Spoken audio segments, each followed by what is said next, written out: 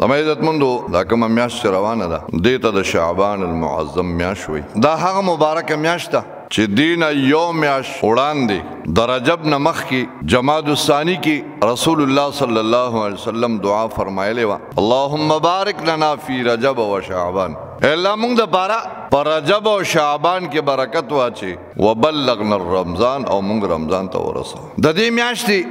فضائل دومره دي چې رسول الله صلی الله علیه وسلم ته دې میاشت کې فرمای دا زما میاشت او رمضان دا د الله د بندگانو میاشت. دیو جنا ام المؤمنین حضرت عائشہ صدیقہ رضی اللہ عنہا فرمای چې حضور علیہ السلام با عام زندگی کې نفلی روجی زیاتی نیوی. د پیر په ورځ باندې نبی علیہ السلام روزه ساتله، احادیث میں ثابت ده. زیارت په ورځ باندې نبی علیہ السلام روزه ساتله. دغه رنګي د ایام بیز روزي دا هم سنت دي د هر میاشتې دیارلسم څوارلسم پنځلسم د دې به نبی علیہ السلام اهتمام کولو روزي به دي وي. لیکن بی بی عائشہ فرمائی رضی اللہ عنہا چې د ټولو میاشتو په نسبت باندې پیغمبر علیہ السلام با په شعبان کې ډېرې زیاتې روزي نیوي. او بی بی عائشہ فرمائی وی نبی علیہ السلام با کله په روزو باندې داسې شروع کړه داسې بے روجی نیولی چې مونږ به ګمان کوو چې نبی علیہ السلام به روزه ماته نه کي، مسلسل بے روجی نیوي. او کله به نبی علیہ السلام افطار کولو روزه به نه نیوه، مونږ به ګمان کولو چې نبی علیہ السلام به بیا روزه نه نیسي. خو د نبی علیہ السلام دا مختلف حالات دا د امت دپاره د سهولت او د اسانۍ سبب و چې یو سړی په کومه طریقه باندې عمل کولی شي. د نبی علیہ السلام د زندګۍ خپلولو دپاره نبی علیہ السلام طریقې زیاتې وښودې. که په دې طریقه ځې نو هم ټیک ده، که په دې طریقه باندې ځې نو هم ټیک ده. زما طریقه وایي د نبی علیہ السلام دور کې چا د پیغمبر علیہ السلام د عبادت تذکره وکړه چې نبی علیہ السلام د شپې دومره عبادت کوي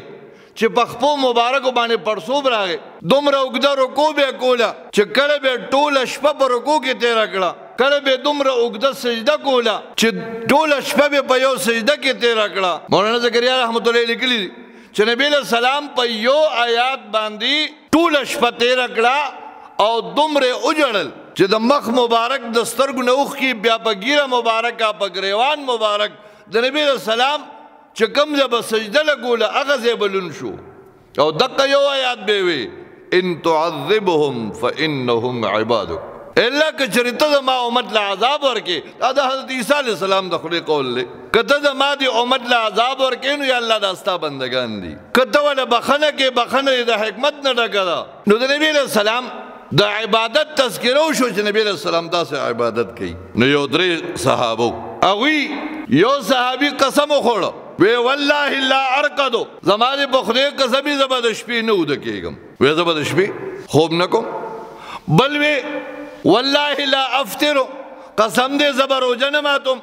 مسلسل کالو سر به روژې نیسم. بل وی والله لا اتزوجو، وی زه به واده نه کوم ځکه واده هم د خواهشاتو د پوره کېدو یو سبب دی. درې واړو، یو وی زه به واده نه کوم، بل وی زه به خوب نه کوم، بل وی زه به خوراک نو کوم، روزه به نیسم. خبره خوره شو، نبی علیہ السلام ته اطلاع ملو شو. نبی علیہ السلام درې واړه راوغوښته او مخ مبارک د غصې نه سور شو، ورته وی د خدای بندیانو تاسو که ما ته ګورئ زما عبادت ته ګورئ نو تاسو ما ته نشئ رارسېدی په عبادت کې په طاقت کې تاسو ما ته نشئ رارسېدی. لیکن زه څه کوم؟ واده هم کوم، وادم کوم، خپلو بیبیانو سره وخت هم تېروم، زه روژه هم نیسم او زه کوجم کوم، زه د شپې اوده کېږم هم او زه د شپې عبادت هم کوم. تاسو به زما طریقه خپلوئ، زما چې کوم دی کله به خوب کوئ، کله به عبادت کوئ، کله به واده کوئ، کور والا سره به خبرې کوئ او کله به عبادت کوئ. نو چا چې زما د سنتو نه اعراض وکړه هغه زما نه دی. نو زما عزتمندو پیغمبر علیه السلام د شعبان د میاشتې متعلق دومره کثرت سره بې روجې نیوي. بی بی عائشہ فرمائی چې په بله میاشت کې به دومره روجې نه ساتلي. نو ام المؤمنین حضرت عائشہ صدیقہ بنت صدیق رضی اللہ تعالی عنہا وعن ابیہا هغې ته یو ځل تپوس وکړ، وی د الله محبوبه یو سوال مې دی. وی وایي بیبي څه وی؟ وی تاسو په نورو میاشتو کې دومره کثرت سره روجې نه نیسئ څومره چې په شعبان کې نیسئ د دې څه وجه ده د دې څه وجه ده حضور علیه السلام ورته وفرمیل بیبي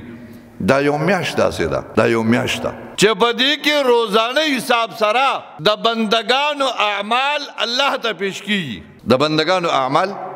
الله رب العزت ته ما تاسو ته بار بار په دې لوډ سپیکر باندې په دې منبر باندې ویلي چې زما استاد دا خیال دی چې بس پیدا شوما مولا صاحب را لغو کې اذان وکړه غټ شوما زلمی شوما نوکر شوما زمیندار شوما دکاندار شوما بوډا شوما خبره ختمه شوه زندگی خو به دغه ده یا ماشوم یو بیا زلمی شي او بیا بس مزید چرچې وکړه عیش عشرت وکړه وختي مې په موبایل باندې د یو کس کور وکړه د کور دننه بشمار حالونه بشمار کمرې او تقریبا میډیا والا پکې ګرځي دا پلان کې روم دی او دا پلان کې روم دی او دا پلان کې روم دی دا چې کوم دی کار پارکینګ دی دا د موټرو د ودرولو ځای دی دا مهمان خانه ده دا پلان کې دی دا پلان کې دی ما وی هر سړی کوشش کوي زمانه والا ستاسو پورې هر سړی کوشش کوي چې دنیا کې ځان لا لکه د شداد غوندې جنت جوړ کم خو نه جوړیږي د دنیا غوندې هر سړی کوشش کوي چاله پیسه راځي اب تعمیراتو لګئی اب بنگلو باندې لګئی اب تاسو ته ما ویلي تقی عثماني صاحب لیکلي کور په درې قسمه دی کور په درې قسمه دی رهایش آسایش نمایش نن اکثر کورونه د نمایش لپاره جوړیږي د ریاکارۍ لپاره جوړیږي نو زما عزتمندو ما ته خدا سوچ دی ما ته ګورئ زما ستا تصور خدا دی چې بس د فارسی متل دی وایي نان بخور او ټر بزن روټۍ وخوره باتروم ته لاړ شه بډز ورکه زما ستا خدا تصور دی لیکن د الله په نیز باندې زما ستا د روزانه معمولات دا ستاسو دا مجلس کې دا ناسته دا ریکارډ کیږي او دا بر روانه ده دلته خو میډیا والا ریکارډینګ کوي دل طرف ته د الله رب العزت د طرف نه فرشتي دي هغه ستا د سترګو ستا د غوږونو ستا د حرکاتو ستا د سکناتو دا ټول ریکارډینګ کیږي او دا الله رب العزت ته ځي الله ته پیش کیږي نو نبی علیہ السلام فرمایل چې د انسانانو د بندگانو اعمال الله ته پیش کیږي نو نبی علیہ السلام فرمایل زما زړه غواړي چې زما عمل کله پیش کیږي او په دغه وخت کې زما روژه وي چې کله زما عمل پیش کیږي الله ته او زما روژه وي زما دا خوښه ده چې زه د روژې په حالت کې زما عمل الله ته پیش کړي